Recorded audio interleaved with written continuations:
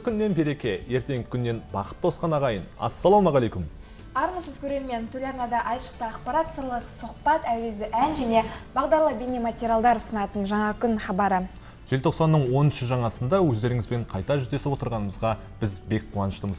Жаңа күннің бүгінгі жүргізушілерімен Аблайхан Шыныш және әріптесім Альбина Байдүйсенова.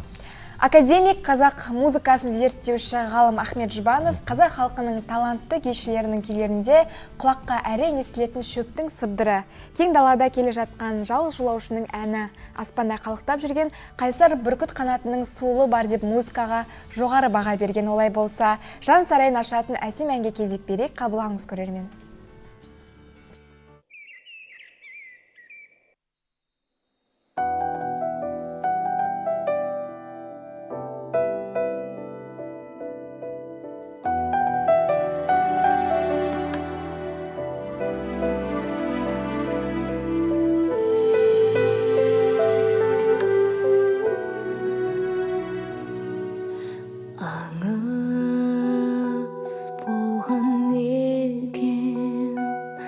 Ғашықтардың махаббаты бар ғаламға, сенің жолға берген сағыныштай сақтаулы тұр сардаламда. Сезім, асыл сезім, жаңғырығы бабам салған аяулы әнім, шіркін неткен ғажап, махаббаты қозыменен баяндардың. Аңсап аялаған махаббатым мөлдіреген аспанындай, жансап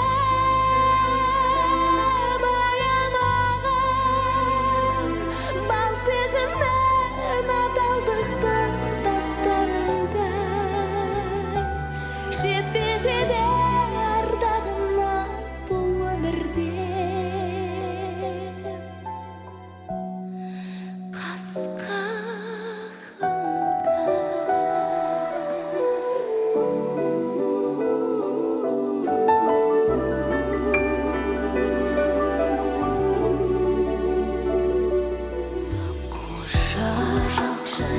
жаядалда қанша ғасыр өтсе дағы сол бір арман,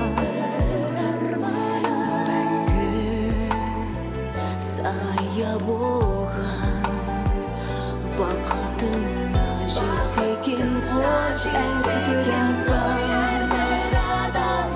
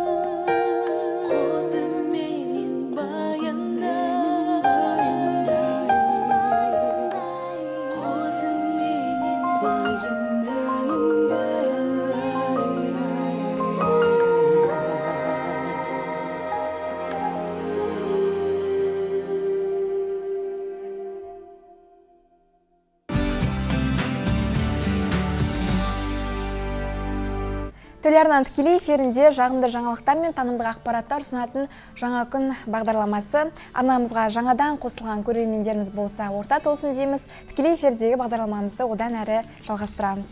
Сырт көз сыншы демекші, ішкі жан дүниеміз өзімізге ғана мәлім болса, өзгелер біздің басқа қырымыздан тану мүмкін. Себебі психологтардың тұжырымына сүйенер болса, кез келген адамның мінез құлқын, өмірлік ұстанымын белгілі бір қылықтарына, ойлау түйсігіне қарап анықтауға болады. Иә, дұрыс айтасың.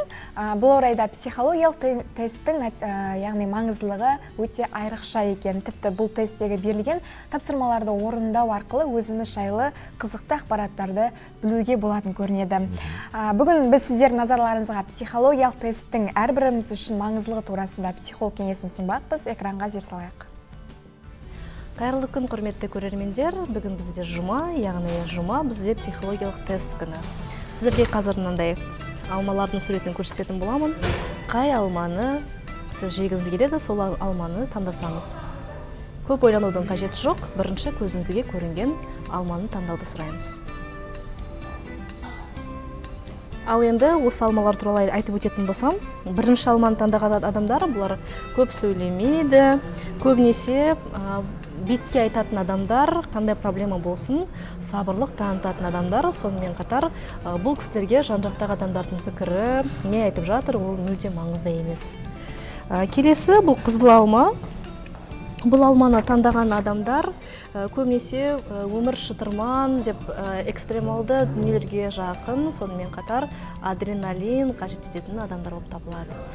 Үшінші алманы таңдаған адамдар, бұл адамдар ерекше адамдар, ішкі күші жоғары, сонымен қатар әлеуеті жоғары адамдар, осы әлеуетін, яғни потенциалын қолдану керек бұл адамдар.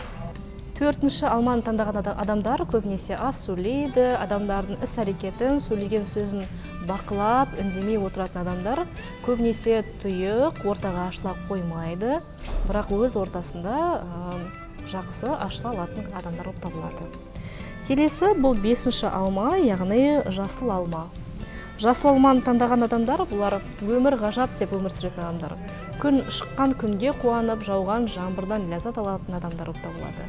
Әрбір ұсақ түйекке қуана алатын адамдар болып табылады. Келесі соңғы алма, бұл алтыншы алма. Алтыншы алманы таңдаған адамдардың есте сақтау қабілеті жоғары, барлық жағдайлар, барлық басынан өткен оқиғалардың барлығын есіне сақтап жүреді. Өкінішке орай бұл адамдарға кейде ренішті ұмыту өте қиын болып жатады, өйткені есте сақтау қабілеттері өте жоғары болып табылады. Сонымен қатар бұл адамдар кейде басқа адамдардан мысқылдап сөйлейтінінде бар болып табылады. Құрметті көрермендер, бүгінгі біздің психологиялық тестіміз сіздерге қызықты болды деп ойлаймыз. Өздеріңіз туралы ақпараттар ала алдыңыздар деп ойлаймыз. Келесі жұмада психологиялық тестте кездескенше.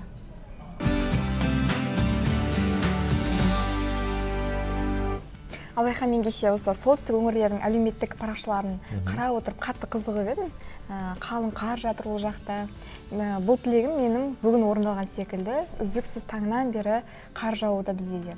Мен үшін де қыс мезгілінің келгенде, мерекенің жақындағаны да енді сезілгендей. Бұл сөзіңе келісемін. Осыда экранға зер салсақ, әріптесіміз қай елде ең әдемі әрі жайлы қыс мезгілі өтетіні туралы дайындаған ақпараты бар екен, бірге тамашалап көрсек. Бұл өзінің сұлулығымен таң қалдыратын Норвегия елі. Мағынасы солтүстікке жол дегенді білдіреді. Мыңдаған жылдар бұрын мұз қабатының астында жасырынған Норвегия қазір туристердің қыс уақытында ең жиі саяхаттайтын елі. Парсы шығанағы ағынының арқасында қысы жұмсақ, жазы жылы. Солтүстік Норвегия жағалауындағы тіпті өзен көлдер қатпайды.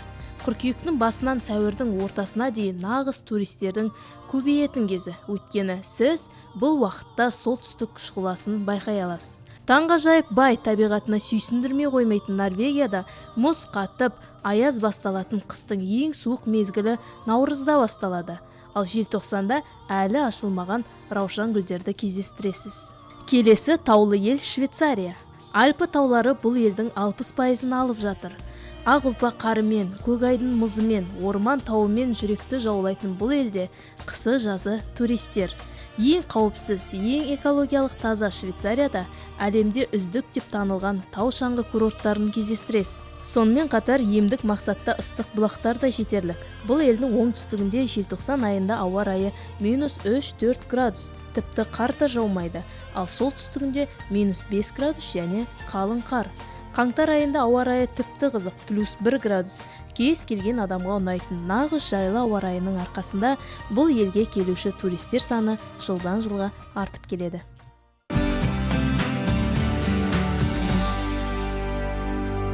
Хабарымызды одан әрі жалғастырамыз. Бүгінде сот жүйесін жаңа заман талабына сай лайықтандыру және де қажеттігіне баса мән беріліп келеді. Соған сәйкес бүгінде облыс аумағындағы сот жүйесінде көптеген реформалар жүргізіліп, ұдайы жетілу үстінде. Әлемнің дамыған елдерінің жұмыс бағыты зерттеліп, қажетті тұстары қолданысқа енгізілуде. Осыда дәл қазір біз Жаңақорған аудандық сотының төрағасы Әлия Түбекбаевамен сұхбаттасуды жөн көрдік. Құрметті көрермен, тақырып аясында өзіңізді толғандырған сауалдар болса, 279020 Қызылорда қаласының коды 7242 байланыс телефонына хабарласуларыңызға мүмкіндіктеріңіз бар. Біз сіздердің қоңырауларыңызды асыға күтеміз. Жаңа күннің төріне қош келдіңіз. Қош келдіңіз. Әлия ханым. Енді алдымен әңгімемізді осы Жаңақорған аудандық сот жүйесінде орын алып жатқан өзгерістер, жаңашылдықтар турасынан бастасақ. Бүгінгі таңда Қазақстан Республикасының жоғарғы соты мен сот төрелігінің 7 түйіні жобасы жүзеге асырылуда. Осы жобаның аясында бізде 7 пилоттық жоба жүзеге асырылып жатыр. Оның алғашқыларының бірі татуласу сотқа дейін сотта пилоттық жобасы. Осы жоба аясында біздің Жаңақорған аудандық сотында Қазақстан Республикасының жоғарғы сотының төрағасы Жақып Қажманұлы Асановтың бастамасымен ең алғаш осы қазақылықтың қаймағы бұзылмаған Қызылорда өңірінде татуласу орталығы ашылған болатын. Және алғашқылардың бірі болып Жаңақорған ауданында татуласу орталығы ашылған кент орталығынан. Осы кент орталығындағы татуласу орталығында кәсіби медиатор халықты дауласу деңгейін төмендету мақсатында кәсіби деңгейде қызмет көрсетеді. Бұл жобаның татуласу сотқа дейін сотта жобасының мақсаты да халық арасындағы дауласушылықтың деңгейін төмендету, халықты татуласуға шақыру. Себебі қазіргі күні жоғарғы сотта алаңдатуда мына халық арасында кез келген даумен сотқа жүгіну көбейіп кеткен. Ерлі зайыптылардың арасындағы некені бұзу, алимент өндіру, немесе дүние мүлікті бөлу, ағайынды адамдардың мұраға таласы, көршілердің жерге таласы, осы даулардың санының көбеюіне алаңдатушылық танытып, осы жоба қолға алынған болатын. Бұдан басқа бізде қазіргі уақытта аудан әкімдігі жанынан билер кеңесі құрылған. Оған ауданға белгілі, қадірлі, зиялы азаматтар енгізіліп, құрамына сот саласының ардагері бар. Оларда соттың өндірісіндегі азаматтық қылмыстық істерді татуласу рәсімдерін шешу арқылы шешуге өз үлестерін қосуда. Енді сындарлы қоғамдық диалог Қазақстанның тұрақтылығы мен осы гүлденуінің негізгі факторы деп осы мемлекет басшысының халыққа арнаған жолдауында айтып өткен болатын. Және де онда сот және де құқық қорғау жүйесіндегі күрделі реформалар осы азаматтардың қауіпсіздігіне күшейтудің негізгі факторы деген осындай сөз етілген болатын. Ал енді қазіргі уақытта сот шешімдерін жақсартуға деген қандай жұмыстар жүргізілуде? Мемлекет басшысының Қазақстан халқына алғаш жолдауында осы азаматтардың құқығын қорғау мақсатында сот шешімдерінің сапасына аса мән берілген. Бұл өз кезегінде заман талабына сай қойылып отырған талап деп біз санаймыз. Себебі Қазақстан Республикасының жоғарғы сотымен де қойылатын талаптарға сәйкес мынау судьялар соттың шешімді, үкімді қаулыны мемлекеттің атынан шығарады. Яғни ол судьяларға үлкен жауапкершілік жүктейді. Сондықтан соттың әрбір шешімі заңды, негізді болу керек және заңға сүйенген жағдайда, қолданыстағы заңға сүйенген және дәлелдемелерге бекітілген жағдайда шешім заңды, негізді болады. Осы мақсатта қазіргі күні жоғарғы сотпен нормативтік қаулылар қабылданды. Судьялардың жазған әрбір шешімі қарапайым халыққа түсінікті тілде, нақты, қысқа нұсқа жазылу керек дейді. Себебі әрбір оқыған адам, әр адам енді барлығы құқықтық сауатты деп айта алмаймыз ғой. Кез келген адам сот шешімін оқығанда өзіне түсінікті болу қажет. Және сонымен қатар қазіргі күні 2018 жылы енгізілген өзгерістерге сәйкес судьялар сот залынан шықпай тұрып өзінің жариялаған сот актісін, үкімді шешімді халыққа қарапайым тілде түсіндіреді, не себепті ондай шешім қабылдағанын. Және сол жерде іске қатысушылардың сұрақтары болса, сол сұрақтарға жауап беруге міндеттеді. Яғни судьялармен қабылданған әрбір шешім қазір жоғарғы соттың қатаң бақылауында және осы біркелкі сот тәжірибесін қалыптастыруда. Сондай осы саяси құжатта мемлекет басшысы біз заңнаманы ізгілендіру ісіне көп мән беріп, жалпы азаматтар негізгі құқықтарын біз назардан тыс қалдырдық деп айтқан болатын. Сондықтан осы кейбір санаттағы қылмыстар бойынша жазаны қатаңдатуды тапсырды. Бұл бағытта қандай жұмыстар атқарылып жатыр? Осыған да біраз кем тоқталсаңыз. Жолдауда президентпен қойылған талаптардың бірі бұл жыныстық тиіспеушілікке қатысты зорлық зомбылық, әйелдерге қатысты зорлық зомбылық, балаларға қатысты, әсіресе қылмыстарға қатысты көп жиі кездесіп жатыр. Дұрыс айтасыз. Сонымен қатар есірткі таратуға қатысты, адам саудасына қатысты қылмыстар бойынша жауаптылықты күшейту мәселесін жолдауда тапсырды, және бұл жөнінде үкімет пен парламентке тапсырма берді, күшейту жөнінде ұсыныстар енгізу жөнінде. Бұл қазіргі қоғамның осы орын алып тұрғаны рас, шынымен де ол тіпті өзекті мәселе, мойындау керек. Жаңақорған ауданын алатын болсақ, мысалы, ол ауданда да орын алуы мүмкін жаңағы балалардың жыныстық тиіспеушілігіне қатысты қылмыс деген. Сіздерде қалай бұл енді былай бұл көрсеткіш? Енді ауданында өте көп емес, бірақ жылына 1-2 факті тіркелетіні ол рас. Қандай шара қолданасыздар енді? Ол жөнінде бұл енді қылмыстық жауаптылыққа келіп тірелетін болғасын, бұл жөнінде тергеу органдары тергеу әрекеттерін жүргізеді. Одан кейін бұл аудандық соттың өндірісінде қаралатын іске жатпайды, себебі аса ауыр санаттағы іс болғандықтан Қызылорда облысының мамандандырылған соттарында қаралады бұл істер.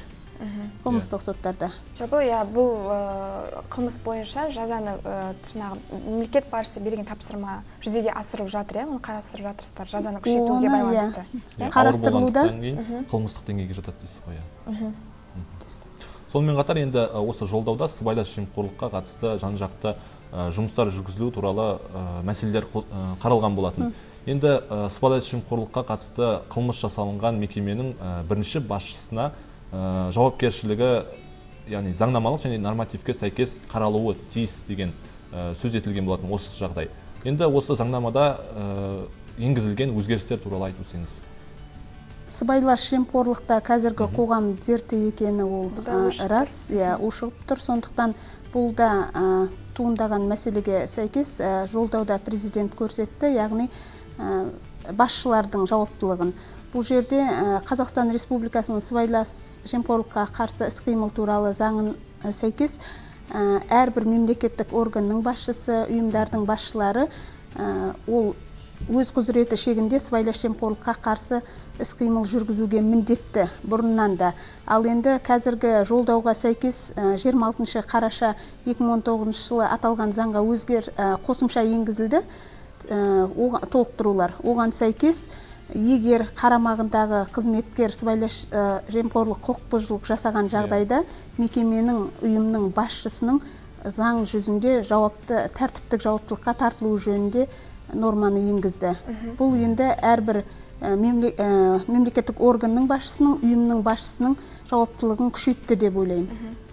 Осындай заманға сай тиімді мемлекет болу үшін азаматтардың барлық сындарды, яғни өтініш тілектерін қарастыруды, яғни жедел әрі тиімді қарастыруды тапсырған болатын. Яғни бұл халықпен тиімді кері байланыс орнату қажеттігін айтты. Енді бұл мақсатта соттарда қазір қандай өзгерістер болып жатыр, қандай жаңалықтар болып жатыр бұл бағытта?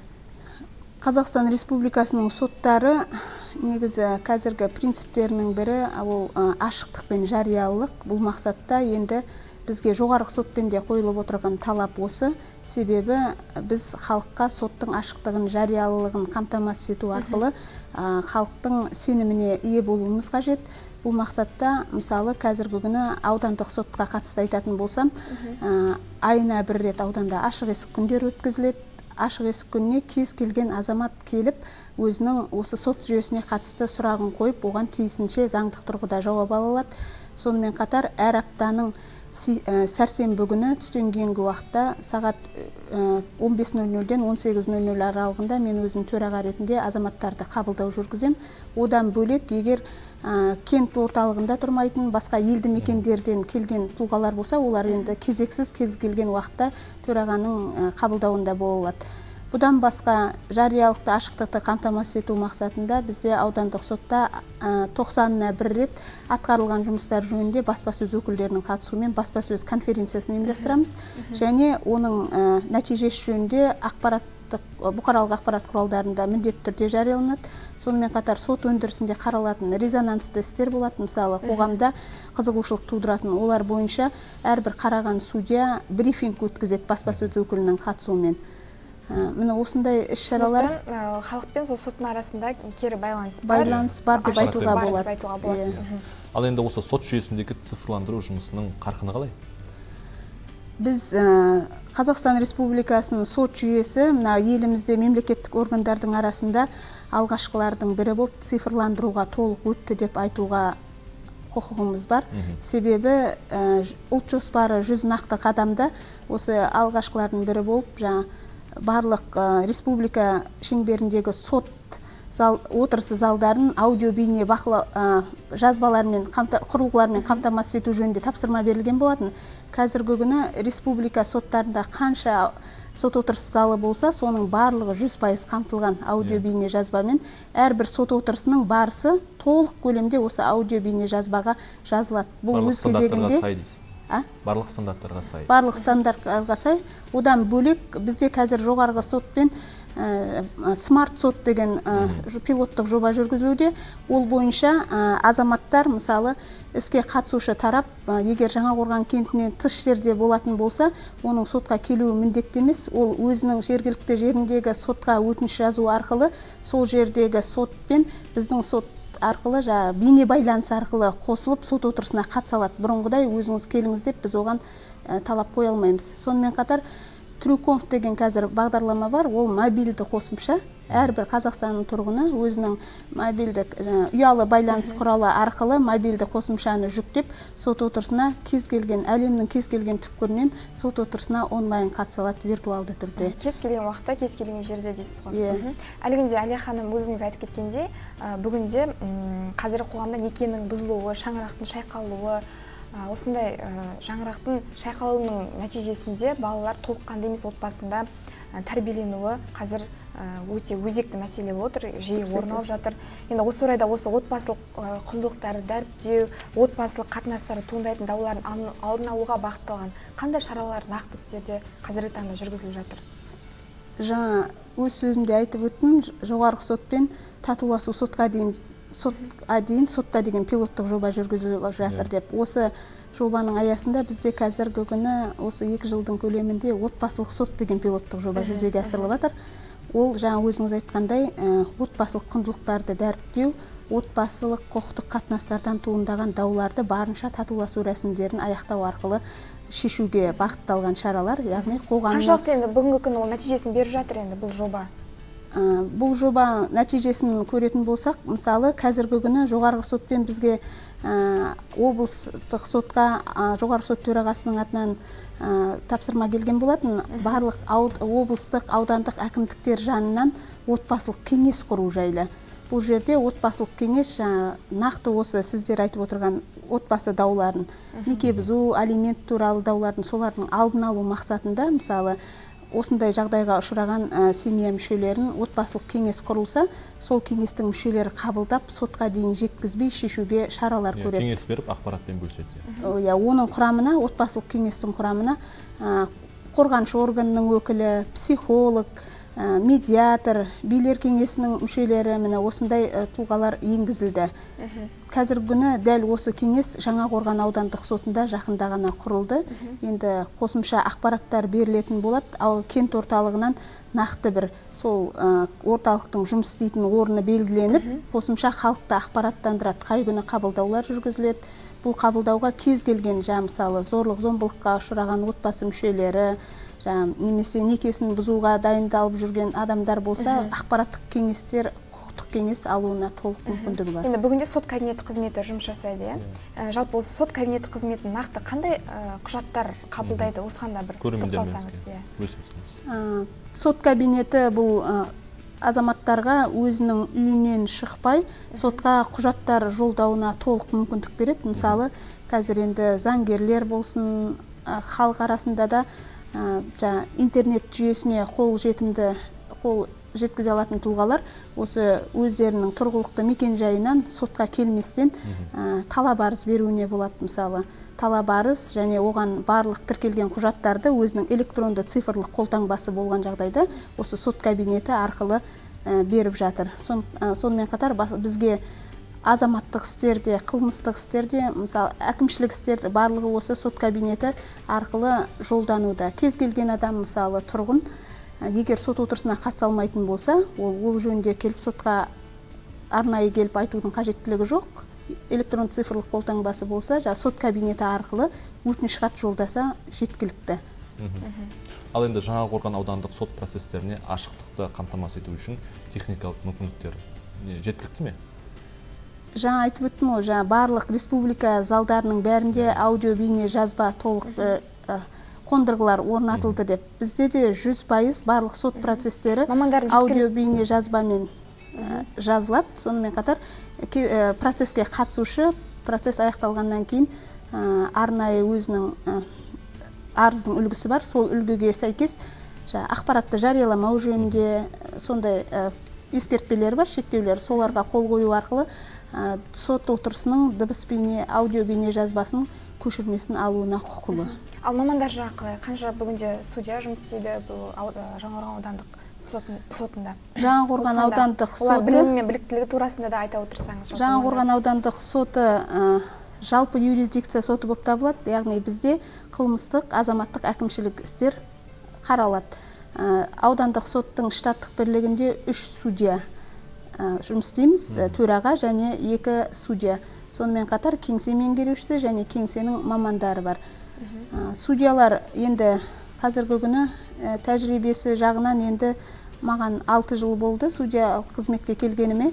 Одан кейін Тұңғышбаев Исағали Өмірзақұлы 2 жыл еңбек өтілі бар судьялық, және жақында Қазақстан Республикасының президентінің жарлығымен Рыскулов Ильдар Ескендерович судья ретінде тағайындалды. Ал жас кадрлар қалай енді? Олардың қызығушылығы бұл салаға деген? Жас кадрлар бұл мемлекеттік қызметшілер бізде. Олар мемлекеттік қызмет агенттігі арқылы, тесттен өту арқылы, әңгімелесуден өту арқылы конкурстық негізде тағайындалады. Әрине қызығушылық бар. Олар кез келген солдат генерал болуды армандайды дегендей, сол маман ретінде, жетекші маман ретінде бастап әрі қарай өсуіне толық мүмкіндігі бар. Мен өзімде мысалы 15 жыл мемлекеттік қызметте сот саласында осы аудандық сотта сот отырысының хатшысы болып бастадым. Қалалық сотта жетекші маман, облыстық сотта бас маман, сол қызмет сатылардың бәрінен өткеннен кейін барып қана осы 15 жыл мемлекеттік қызметте істеп сот саласына, содан кейін барып қана судья ретінде тағайындалды. Енді біздің Жаңақорған ауданынан келіп, осындай халыққа тұшымды ақпарат беріп отырсыз ғой. Енді біздің тікелей эфирде бағдарламамызды пайдалана отырып, халыққа айтар өзіңіздің бір пікіріңіз болса, кеңесіңіз болса, мархабат. Сұхбатымызды қорытындылай келе. Рахмет. Мынау мен тәуелсіздік күні қарсаңында сіздердің студияларыңызға келіп отырмын. Осы Қызылорда халқын, Сыр елінің халқын еліміздің ұлық мерекесінің бірі тәуелсіздік күнімен құттықтаймын. Тәуелсіздігіміздің байрағы биіктерде желбірей берсін және тұғыры биік болсын деймін тәуелсіздіктің. Елімізде қаншама жаңа елбасының бастамасымен игі істер атқарылуда, президенттің бастамасымен осы игі істерді атқаруға біз өз үлесімізді қосып жүре беруіміз керек деп ойлаймын. Әрине. Еліміз аман, жұртымыз тыныш болсын деймін. Әлия ханым, бағдарламамыздың төрінен табылып, мазмұнды сұхбат құрғаныңызға алғыс білдіреміз. Жұмыстарыңызға сәттілік тілейміз. Аман сау болыңыз. Рахмет сізге. Сіздерге де рахмет шақырғандарыңызға.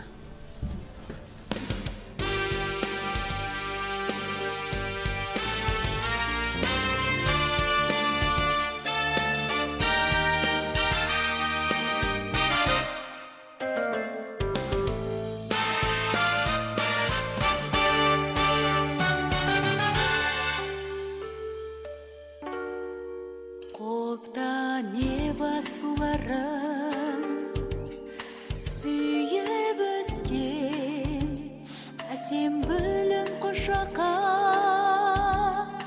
жиып өскен, жиып өскен, жиып өскен. Аққу құстың бейне бір баласындай сұлу сазды жастықтың күйін кешкен, күйін кешкен, күйін кешкен. Әлия батыр қызы сен қалқамнан, Әлия ару қызы сен қалқамнан, ерке қызы кең даламнан. Шолпан жұлдыз өзіңсің, шоқтай жарып, көз алмаймыз көркіңнен. Тоқтай қалып, тоқтай қалып, тоқтай қалып. Туған жердің төсінде мәңгілікке тұр ғой сенің жүрегің. Оттай жанып, оттай жанып, оттай жанып. Әлия батыр қызы сен қалқамнан, Әлия ару қызы сен қалқамнан, ерке қызы кең даламнан, кең даламнан.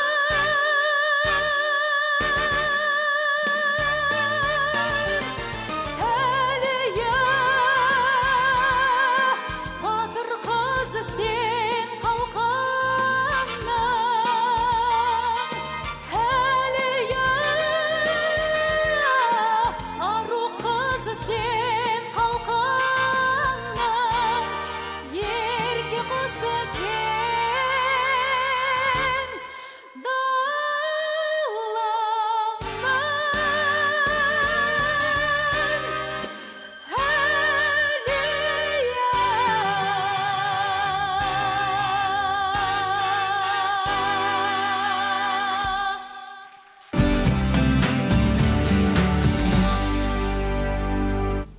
Альбина, танымал суретші Пабло Пикассоның шын есімі қандай екенін білесің бе?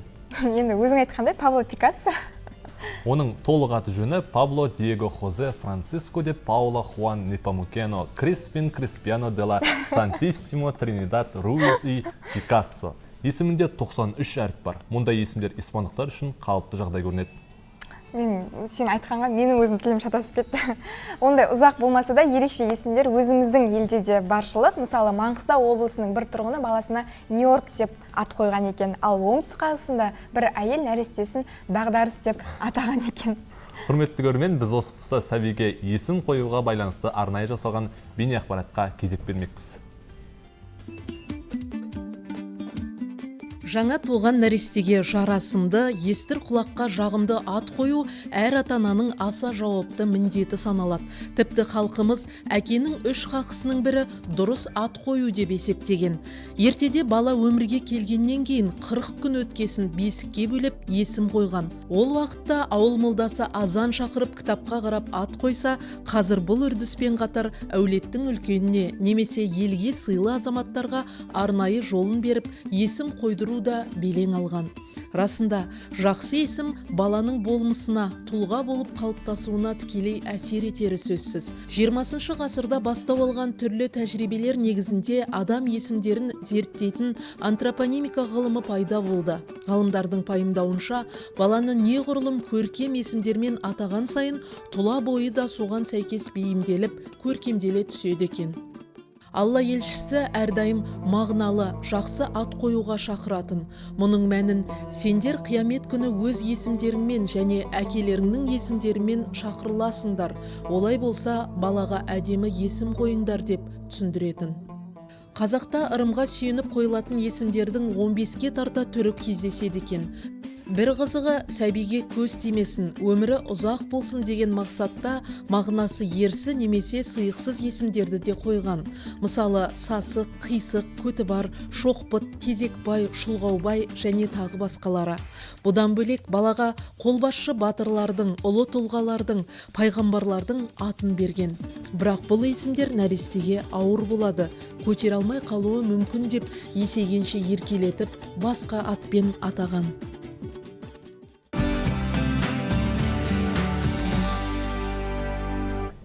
Тікелей эфирде бағдарламамызды одан әрі жалғастырамыз. Бүгінде электр қуатын үнемдеу жаһандық мәселеге айналды. Электр қуатыны көп тұтыну, оны өндіруге жұмсалатын шикізат көздерін көп пайдалануға ғана емес, жаһандық экологияға да орасан зор залалын келтіруде. Сондықтан адамзат болашағы үшін алаңдайтын әрбір азамат электр қуатын күнделікті тұрмыста үнемдей алудың алғы шарттарын білуі қажет. Сіз күнделікті тұрмыста электр қуатын үнемдеу арқылы қоршаған ортаны сақтауға үлесіңізді қосумен қатар, отбасылық бюджетіңізде айтарлықтай жоспарлы жұмсап, мол қаржыны үнемдей аласыз. Мәселен, электр қуатына аз шығынды алуға мүмкіндік беретін тәсілдер көп. Оны біріміз білсек, біріміз біле бермейміз. Осы орайда біз бүгін назарларыңызға электр қуатын тиімді пайдаланудың бір қатар әдістерін ұсынамыз. Кір жуу және кептіру. Кір киімді суық суда жуыңыз. Бәлкім кір жуғыш машина барабанды айналдыру үшін электр қуатын көп тұтынады деп ойлайтын шығарсыз. Ал шындығында кір жуғыш машина жұмсайтын электр қуатының шамамен 90% суды ысытуға кетеді. Егер кірді салқын сумен жуатын режимін таңдасаңыз, біраз ақша үнемдей аласыз. Жылы су киімдегі тақты кетіруге тиімді. Бірақ сапалы ұнтақ таңдасаңыз, кір киімді тазартуға суық суда пайдалы. Ылғалдылық тетігі бар түрін таңдағаныңыз абзал. Мұндай машинаға кір кептіру үшін көп уақыт қажет емес. Компьютерді өшіріп жүріңіз. Компьютерді қолданбаған уақытта қосылған күйінде қалдырмаңыз. Компьютер мен мониторын өшіріп жүрсеңіз, біраз ақшаңызды үнемдей аласыз. Сонымен қатар электр қуатын 80%-ға аз жұмсайсыз. Үйді жылыту және салқындату. Егер үйіңізде термостат болса, қыс мезгілінде температурасын төмендетіп қойыңыз. Үйде болмаған уақытыңызда жылуды сөндіріңіз. Мұның бәрі үйді жылытуға жұмсалатын шығынды азайтуыңызға көмектеседі. Ыстық суды аз пайдаланыңыз. Егер үйіңізде бойлер болса, су жылыту қызметін ең төменгі деңгейде ұстаңыз. Оның өзі қажеттіліктеріңіз үшін жетіп жатыр. Егер бойлер жылы болса, оқтаулағыш материалмен немесе жылы көрпемен орап қойыңыз. Осылайша ішіндегі судың жылылығын сыртқы температураның әсерінен қорғай аласыз. Құбырдағы суды жылы ұстап тұру үшін де оны оқшаулағышпен орап қойыңызға болады. Плитаны қолдану ережесін ескеріңіз. Плитаны қосар алдында 3 қайтара ойланыңыз. Біле білсеңіз, тамақты микротолқынды пеште жылыту арқылы плита тұтынатын электр қуатын 5 есеге үнемдей аласыз. Электрлі плита сатып алар кезде нұсқаулығымен танысыңыз. Онда плитаның энергия тұтыну деңгейі көрсетілуі тиіс. Бұл электр қуатын қаншалықты көп жұмсайтыныңызды бағамдауға мүмкіндік береді. Тоңазытқышты тұрақты түрде тазалап отырсаңыз, моторының жұмысы жеңілдейді. Осылайша электр қуатын үнемдеп қана қоймай, тоңазытқышыңыздың өмірін ұзартасыз. Флуоресцентті шамдарды пайдаланыңыз. Мүмкін сіз шағын флуоресцентті шамды ешқашан қолданып көрмеген боларсыз. Олай болса, байқап көріңіз. Бір ғана шамның өзі бірнеше мың теңгеңізді үнемдей алады. Оған қоса мұндай шам кәдімгі қызу шамына қарағанда әлде қайда ұзақ қызмет етеді. Ал кепілдік талонын сақтап қойсаңыз, сатып алған флуоресцентті шамыңыз уақытынан бұрын істен шыққан жағдайда көп көмек етеді. Нәтижесінде үйіңіздің жарығын қауіпсіз әрі үнемдей аласыз.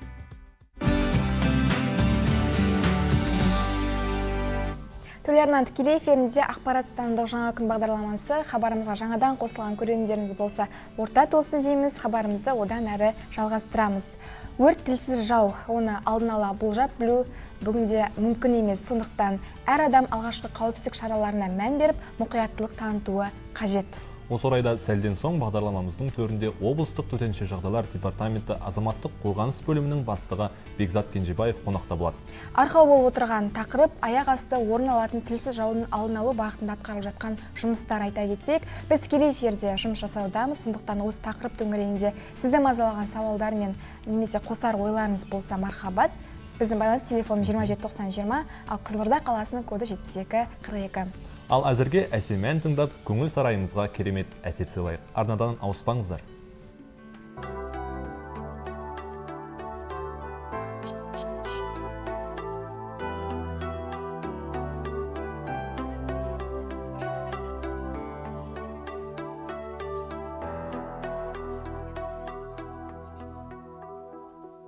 Жаным, бір көріп ғашық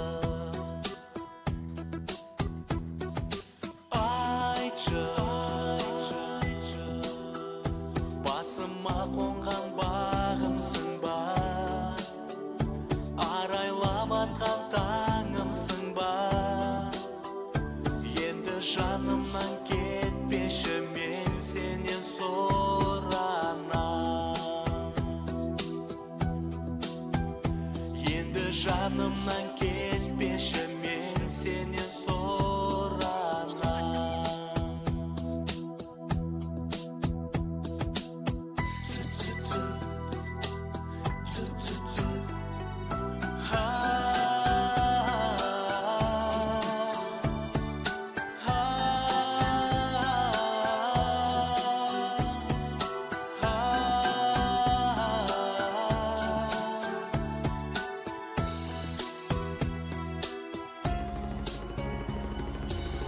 Соранамын, жаным сенен, соранамын, жаным сенен, соранамын,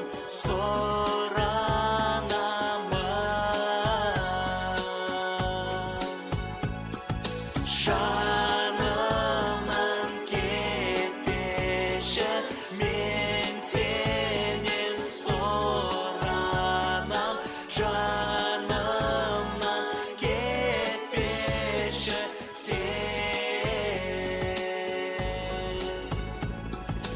жанымнан кетпеші мен сенен соранам жанымнан кетпеші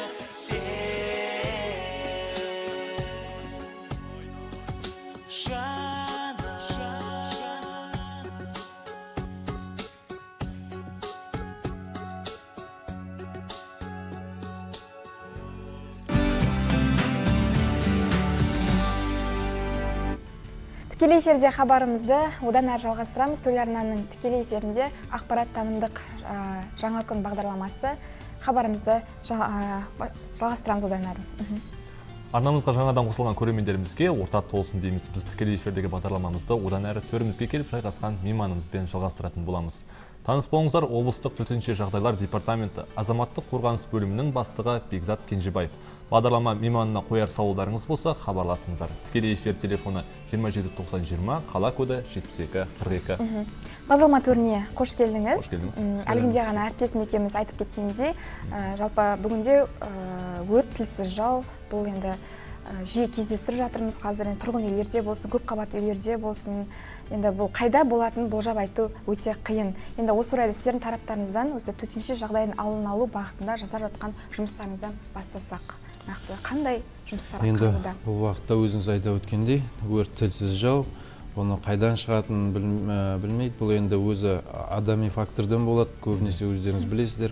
Бұның алдын алу бағытында бізде қазір жергілікті атқарушы органның қызметкерлерімен бірлесіп, төтенше жағдайлардың департаментінің және бөлімдердің қызметкерлері аптасына 3 күн түсіндірме, жеке сектор, тұрғын үй секторында түсіндірме жұмыстарын жүргізеді.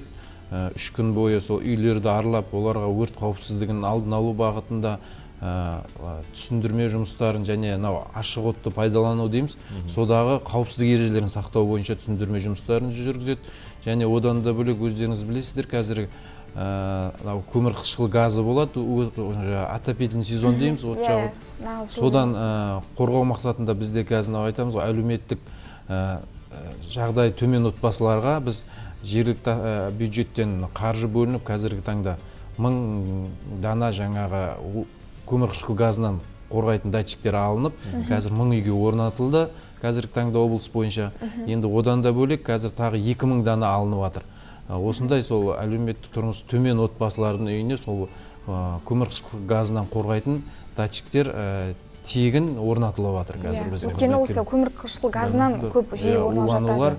Бұның енді бірінші себебі өздеріңіз білесіздер, пештің ақауынан болады, өздеріңіз білесіздер. Бұл ұдайы можаны тазалап, үйдегі пештің несіне тазалығына қарап, және де бұл өрттің алдын алу ең бірінші білесіздер, балдардың отпен ойнауы.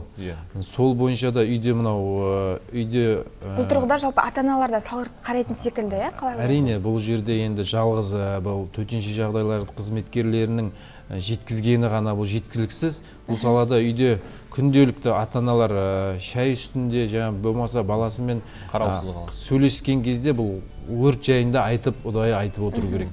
Сол кезде бұл шамалы өрттің несі азая ма деген біз недеміз. Сол Ал бағытта енді жұмыс жүргізіп жатырмыз. жыл басынан бері өңірде қаншалықты жиі осы өрт оқиғалары тіркелді? Бізде енді жыл басынан бері 495 өрт тіркеліп отыр. Былтырғымен салыстырғанда 8,3%-ға қазір өсіп отыр өрт оқиғалары. Сонда көбейіп жатыр ғой бұл Иә, жылда. көбейіп жатыр. Енді бұл бағытта енді біз жұмысты жүргізіп жатырық. Осындай айтамыз ғой, тұрғын үй секторында болады көбінесе. Бұл осы от жағу, жылыту маусымы басталған кезде үйдегі Сонда жеке тұрғын үйлерде ғой, от жағатын, иә? от жағатын үйлерде бұл жағдайлар көп. Енді көбіне қай аумақтарда осындай өрт оқиғасы жиі орын алып жатады? Енді ол айтып өткенде жеке тұрғын үйлерде көбінесе соларда даладағы қоқыстарды өртегенде ашық отты пайдаланғанда қауіпсіздік ережелерін сақтамағандықтан осындай өрт оқиғалар жеке тұрғын секторларда көп орын алады біздерде қазіргі таңда. Иә, енді осы өзіңіз айтып кеттіңіз ғой, жиі орын алатын жағдай бұл жаңағы ата-аналар балаларын қараусыз қалдырып, жалғыз қалдырып, содан өрт шығып, енді оны біз күнделікті де телеарнадан да көрсетіліп жатырмыз, жиі кездестіріп те жүрміз. Енді осыда өңіріміздегі осы мектеп оқушылары мен жоғары оқу орындарындағы оқитын студенттердің енді ақпарат насихаттау жұмыстары жиі жүргізіліп тұру керек. Ал енді сіздердің тараптарыңызда бұл қаншалықты жиі насихатталып жүргізілуде? Жалпы арнайы мектептермен, колледждермен, оқу орындарымен болсын? Әрине, бұл салада біздің департамент тарапынан үлкен жұмыстар атқарылып жатыр және ұдайы атқарамыз.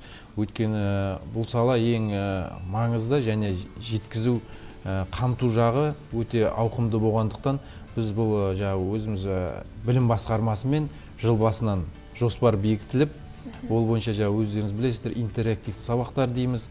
Бір мезетте осы Қызылорда облысының мектептерін қамтып, оқушыларын қамтып, өрт саласы болсын, басқа да қауіпсіздік шаралары болсын, біз сабақтар өтеміз.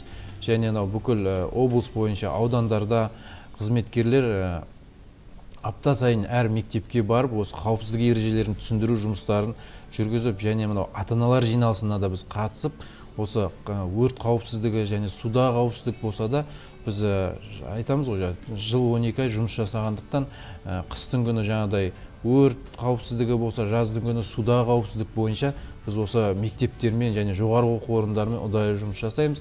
Және бізде өздеріңіз білесіздер, облысымызда еріктілер дейміз, жастар орталығымен бізде келісім шартымыз бар, бірге отырған солармен бірлесіп біз үлкен іс-шаралар өткізіп және осы үгіт насихат жұмыстарын жүргізуге атсалысып, осындай жұмыстар атқарып жатырмыз қазір. Ал енді осы төтенше жағдайлар департаментіне қоңырау шалғаннан кейін бригада қанша уақытта оқиға орнына жетіп бару дейді, және де алғашқы көрсетілетін көмектер жайлы айтып өтсеңіз? Бұл сала бойынша енді бізде өздеріңіз білесіздер, қазір жақында осы ашылды бізде орталық. Ол жерде бізде қазір барлық жедел нелері әрекет ету бригадалары орнатқан. Мысалға бізде 103 жедел жәрдем, полиция 101 бәрі орталықтандырылған, бір жерде отырады. Қоңырау түскен кезде әрекетіне қарай, мысалға өрт болса, ол жерге бір мезетте жедел жәрдем де, полиция да және біздің өрт сөндіру қызметі де жіберіледі. Негізі сіз айтып өткен өрт сөндіру несінің шығуы бізде қоңырау түскеннен кейін 1 минутта шығады. Және оның басына жетуі ол ара қашықтықтан, және өздеріңіз білесіздер, біздің жол жүру ережесі кезінде осындай нені пайдалана отырып, біздің жаңағы осы өрт сөндіру автокөліктері баратқан кезде жол беру, қала тұрғындарын көліктерін айта кетсеңіз, көрермендер, өткені мысалы кейде өрт сөндірушілер дер кезінде келе алмай қалды, көмек көрсете алмай қалды, осындай өрт одан самайын өшіп кетті деп реніштерін де білдіріп жатады. Бұл енді жалғыз біз өрт сөндіру жаңағы несінен емес, бұл жолда баратқан кезде өзіміздің тұрғындарының саналы түрде осы өрт автокөліктеріне жол беріп, тездетіп өтуіне ықпал жасаса, ол басына жету және оның әрекет ету уақыты жылдамырақ болады. Ал егер де ол қазір өздеріңіз білесіздер, жол бермейді, ондай жағдайлар кездеседі, ондай өрт басына баратқан кезде. Кешігудің себебі бірден бір себеп сол, негізі. Әрине жедел әрекет еткен кезде адам өмірінде де арашалап қалуға ол өте көп несін тигізеді, көмегін. Енді шапшаң ойлап, бұл жылдам енді қимылдау, бұл төтеншеліктерге қойылатын ең басты талап деуге толық әбден негіз бар. Енді бұл бағытта жалпы осы өрт сөндірушілерге алдын ала жалпы оқу жаттығу жұмыстары, оқу жаттығу жалпы көптеп ұйымдастырылуы керек. Енді сіздер қаншалықты бұндай неден өтіп тұрасыздар? Енді бізде өрт сөндірушілер де, құтқарушылар да бізде ұдайы дайындықта өтеді. Олардың біз аптасына 2 рет өзі дене шынықтыру дайындықтарынан өтеді. Олар аптасына 2 күн қаралған барлық қызметкерге де. Және өрт басына барған кезде алғашқы медициналық көмек көрсету бойынша да біздің өрт сөндірушілер оқытылады. Оны біз ақылы негізде үкіметті оқытып, ол кісілерді сол алғашқы медицина көмек көрсету тәсілдерін үйретеміз. Сол өрттің басына барғанда жедел жәрдем келем дегенше алтын уақыт дейді ғой өзі 1 минут. Сол адамның өмірін араша алып қалуға біздің өрт сөндірушілер дайын, қазіргі таңда оқытылып, ұдайы біліктілігін арттыру жұмыстары да олармен жүргізіліп жатыр қазіргі таңда. Және де осы төтеншеліктерге кіргісі келетін азаматтар да бар біздің ортамызда. Енді оларға қойылатын талаптарды айтып өтсеңіз. Ол талаптар өздеріңіз білесіздер, мемлекеттік қызмет несінен барып тесттен өтіп, өткен жөнде несін алғаннан кейін бізде бос орындарға конкурс жарияланады. Соған өзінің өтінішін білдіреді. Ол жерде енді дене шынықтыру жағынан да олар мықты болу керек, өзіне қойылатын талаптар бар. Сол дене шынықтыру талаптарынан өткеннен кейін және өзінің айтамыз ғой, заңға қайшы әрекет істемеген қызметкер таза дейміз ғой, сондай қызметкерлер сол бәрінен тестін тапсырып, дене шынықтыру несінен талаптарынан толық тапсырылса, бұл бізде бос лауазымдарға тұрады. Айтып өткендей физикалық тұрғысынан бөлек, осы психологиялық жан-жақты ойлау қабілеті де жақсы болу керек дейсіз ғой. Жан-жақты тест тапсырады, бізде психолог та тест тапсырады, және заңнамаларды білу керек. Солардың бәрінен өткеннен кейін бірінші сол заңнамалардан өтеді, одан кейін медициналық тексеруден өтіп, денсаулығының жарамдылығы анықталып, одан кейін өздеріңіз физикалық тұрғыдан өзінің жағдай талаптарынан өткеннен кейін бізде әңгімелесу сатысында болады, одан өткеннен кейін барып бізге ондай қызметкерлер алады. Енді осы біздің аймағымыздағы төтенше жағдайлар департаментіндегі енді олардың техникалық жабдықталуы, жалпы техникалық мүмкіндіктері, кадрлардың жеткіліктілігі турасында да аз кем айта отырсаңыз. Енді бұл салада енді кадрлар енді бізде кадрлық жетіспеушіліктер ондай жоқ қазіргі таңда, бірақ бізде ұдайы конкурс жарияланып отырады. Біздегі енді өздеріңіз білесіздер, зейнетке кеткендер болады, және осындай жас бос орындарға жас мамандар, бізде Көкшетау техникалық несі бар университеті, Көкшетауда өзінің сол мамандар 4 жыл оқып, сонда дайындалып келеді, және олар өзінің тұрғылықты жерінен оқуға кеткен азаматтар, осы Қызылордадан кеткен азамат 4 жылдан кейін осы Қызылордаға келіп, өзінің қызметіне кіріседі, қызметін осы жерде атқарады. Сондықтан бізде ондай кадрлық тапшылық қазір жоқ деп ойлаймын. Ал техникалық мүмкіндіктеріңіз қалай енді жабдықталуы? Техникалық мүмкіндіктер қазіргі таңда енді жабдықталып жатыр. Енді бар автокөліктер, қолда бар автокөліктерді ұдайы жарамдылықта ұстап отырамыз. Жалпы енді бұл салаға деген жастардың қызығушылығын қалай бағамдайсыз өзіңіз? Қалай енді жылдан жылға жастардың бұл салаға деген келуі көбейіп жатыр ма, жалпы азайып жатыр ма, қалай енді? Енді бұл енді сала болғаннан кейін енді бұл әркім еліктеушілік болады. Бұл да бізде мысалға бұл салада көп жауапкершілігі мол, бұл қиыншылығын түсініп келген азаматтар, әрине кез келген адам жанып атқан өрттің ішіне кіріп кете алмайды. Ол енді өзінің жүрегі батылды, жастар келіп, өзі осыған талпынып, өз өмірін бәйге тігіп тұрған ол азамат. Әрине ол күнделікті айтсақ жаумен арпалысады. Өрттің ішіне ол кіріп, ішіндегі адамдарды құтқарады. Өзіңіз ойласаңыз, жанып атқан өрттің ішіне сіз өзіңіз кез келген адам кіре алмайды. Ол өртті сөндірместен бұрын оның ішінде адам бар жоғын тексеріп, адамдарды құтқарып барып, бізде өрт сөндірушілер өрт сөндіруге кіріседі. Өзіңіз айтып өткендей, жастар орталығы болсын, басқа да бір мекемелермен осы өрт қауіпсіздігіне байланысты ақпараттандыру жұмыстары жыл сайын көбейетін шығар. Әрине біз жыл сайын енді өздеріңіз білесіздер, қазір заман дамығаннан кейін бізде осы заман талабына сай жүруге тырысамыз. Өйткені қазір өздеріңіз білесіздер, түрлі нелер бар, мобильдік қосымшалар арқылы біз соцсет дейміз, бәрі арқылы біз ескертіп отырамыз. Және де бізде мобильдік қосымша бар, ол дәрмен деген. Соны әр тұрғын соны өзіне жазып алса, ол кезде ол жерде бізде бүкіл нені көре алатсында ол? Ол жерден бізде ескерту, даблды ескерту дейміз, олардың бәрі заматында біз қалай ескерту саламыз, солай түсіп отырады. Өйткені қазір сіздер өздеріңіз байқасаңыздар, біз SMS дейміз ғой, SMS сіздерге сообщение келеді.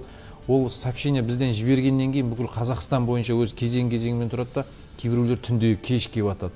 Ол жалғыз біз Қызылорда ғана жібермейді, оны басқа облыстарда жібереді. Сол себептен ол реттілігімен, кезегімен келем дегенше ол уақыт өтіп кетеді. Ал дәрмен қосымшасында салған заматында сізге бір 30 секундтың ішінде сізге ол хабарлама келіп түсіп тұрады.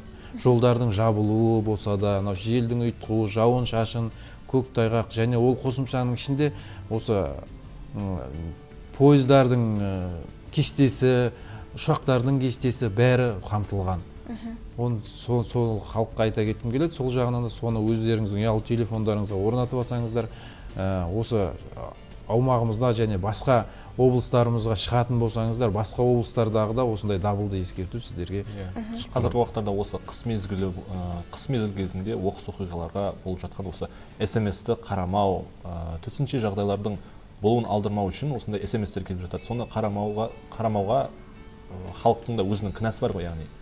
Әрине, енді өзде болған мән бермейді, мысалыға бізде көп мән бермейміз, мән бермейді, қарап ол мән бермей жолға шығып береді. Өйткені бізде көршілес облыстармен біз қарасамыз, өйткені бізде күн ашық болып тұрғанымен, ол көршілес облысқа жолға шыққанда ояқта осындай дабылды ескертулер, боран болып жатқан жағдай, жол жабылып жатқан жағдайда, ол біз халықты жолға шығудан бас тартып, сол жаңағы түскен хабарларға бейжай қарамай, сол өз өмірлеріне, ол енді дабылға ескермей шыққан адам өз өміріне де бейжай қарағандай болады. Ол кезде жолға шыққан адам жолда қалып қойған кезде енді біздің төтеншеліктер әрдайым көмектесуге дайын, көмектесеміз. Қазір енді қыс мезгілі, мысалы қар жауып, енді бұл арты енді көктайғаққа да ұласуы мүмкін, мәселен. Енді сол бағытта да қазір қандай жұмыстар әрине бізде жатырсыздар? Қараша айында бізде осы қыс деген оқу жаттығу, қыс 2019 деген оқу жаттығу өтті. Республика облысымыздың күш құралдарының қыс мезгіліне дайындығы, жолдағы Қазавтожол дейміз, сол қызметтің техникаларының дайындығы және басқа да біздің қызметтердің дайындығы тексеріліп, пысықталып, қазіргі дайын кезде біз әрекет етуге дайынбыз. Енді рахмет, Бекзат мырза. Енді осы төтенше жағдай орын алған жағдайда кез келген тұрғын нені ескеріп, нені білу керек, қандай байланыс нөміріне хабарласу керек. Біздің енді осы тікелей эфирдегі бағдарламамызды пайдалана отырып, көрерменге айтар бір кеңесіңіз болса. Енді төтенше жағдайға тап болған кезде бірінші бізде өздеріңіз білесіздер, 112 деген бізде 112-ге қоңырау шалсаңыздар, ол 24 сағат күніге жұмыс жасайды. Бұл жерде бізде енді осы Қызылордада ең бірінші ерекшелігі орталықтандырылған қазір. Бүкіл қызметтер сол бір жерде отырады, түскен хабарламаның бәрі сол жерде отырған қызметтер өздері өңдейді. Қажетіне қарай жедел жәрдем болса да, өрт сөндіру болса да, полиция қызметкерлерін болса да сол жерден жібереді. Және де мен осы өзім қыс мезгілінде осы нені пайдаланып айта кетейін. Өздеріңіз білесіздер, қазір қыс мезгілі келді, жаңа жыл дейміз, пиротехникалық нелерді пайдалану қазір бізде уже белең алады. Сондықтан ата-аналарға айтатын соны балдарды сол пиротехникалық заттарды қолданудан шектеу, қадағалап ұстаса, одан да өздеріңіз білесіздер, жыл сайын зардап шеккен балдар да болады ертең. Ол енді ол сапасыз дайындалған пиротехникалар да болады. Сондықтан соны пайдалануды, балдардың қолына бермеуді қадағаласа, мен айтатын осы. Енді рахмет, Бекзат мырза, уақыт тауып ортамыздан табылып, осындай халыққа кеңінен тұшында ақпарат беретініңізге біз алғыс айтамыз. Жасап жатқан жұмыстарыңыз қашанда жемісті, нәтижелі болсын дейміз. Аман сау болыңыз. Сау болыңыз.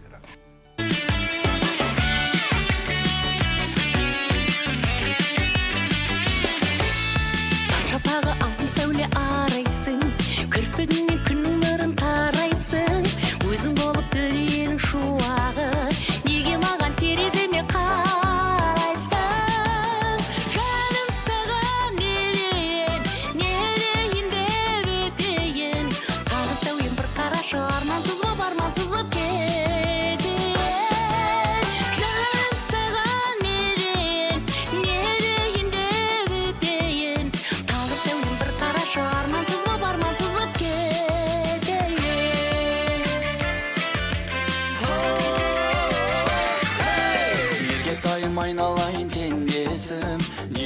таң шолпанын сөнбесін. Мен сағынсам ақ самалым ақ назым, сенің ғана өз терезең келдесін.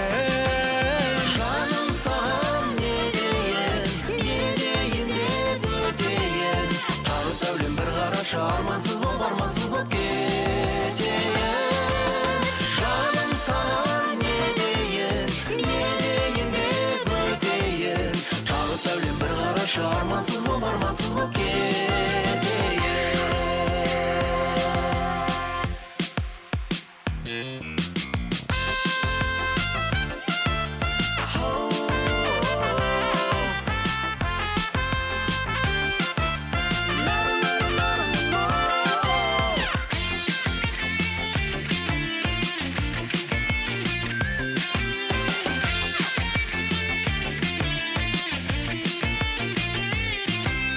Көз алдымда жанып тұрған шырағым, жүректе бар өзің айтар бір әнім. Сағынғанда мен өзіңді көп ойлап, махаббаттың мұңына шағайын.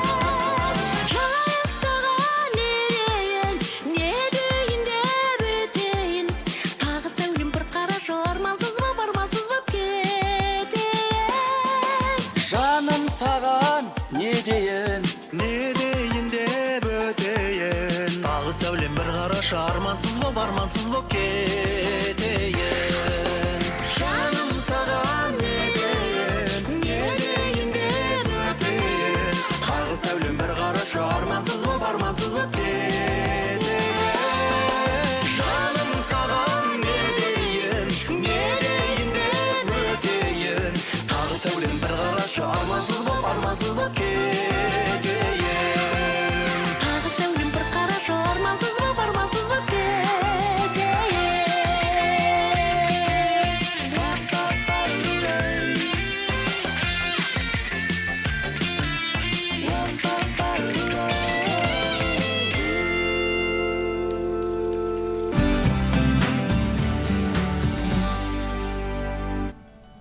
Көрермен назарына бүгін сағат 19-да тікелей эфирге ұлт салуға телеемханасының кезекті шығарылымы назарларыңызға ұсынылады. Арқау болған тақырып аймақтың кардиохирургия саласының 10 жылдығына арналады. Сондықтан меймандармен тікелей байланысқа шығып, сауалдарыңыз болса, жолдауларыңызға мүмкіндіктеріңіз бар. Сондай-ақ осы салада аянбай еңбек етіп жүрген ақ халатты абзал жандарды құттықтауға да мүмкіндіктеріңіз бар. Байланыс телефоны әдеттегідей 27 90 20, ал Қызылорда қаласының коды 72 42. Ал біз қадірменді көрермен, жаңа күн бағдарламасының кезекті шығарылымын осы жерден тәмамдаймыз. Көңілдеріңіз көктемде жаңарып, ырыздық неспелеріңіз молая берсін. Жаңа күн жарқын жаңалықтарға толы болғай.